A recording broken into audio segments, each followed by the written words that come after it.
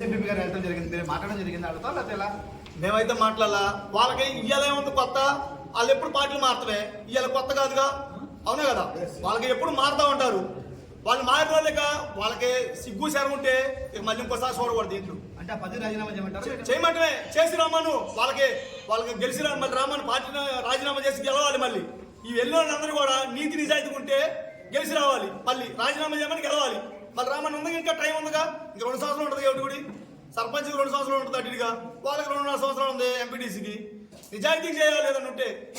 ఇక్కడ ఏమన్నా జరిగింది, పార్టీ ఏమన్నా ఆయనకుందా పోయిండు, మీకు కావాల్సిన పని ఏముంది? వాస్తవంగా మీకు ఏమన్నా జరిగిందా? నాకు రావాలి 20 లక్షలు రావాలి, డబ్బులు రావాలనుకుందా, రావా? ఇస్తారు, ఈకుండా ఉంటారండి. ఎవరికి ఇప్పుడు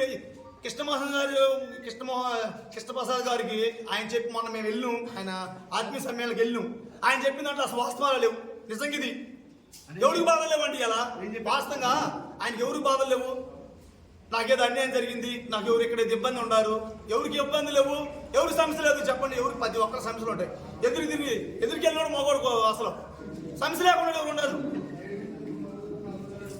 ఇలాంట బాబు గారు లోకేష్ గారు వెళ్ళి అభివృద్ధి చేస్తారంట. బాబు గారి పని అయిపోయింది, లోకేష్ గారికి ఆయనకి కనీసం వాటికి వెళ్ళాలి. ఆయన ఇది నిజమే కదా? మంగళగిరిలో ఓడిపోయాడు, ఏదో చెప్తారు కాయండి, ఇవన్నీ జరిగే కాదు. కృష్ణప్రసాద్ గారు చాలా చేసిన తప్పు ఇది. అసలు ప్రజలు ఎంతో ఆదరించారు ఇక్కడ మైలవరం ఆయన్ని. ఎందుకంటే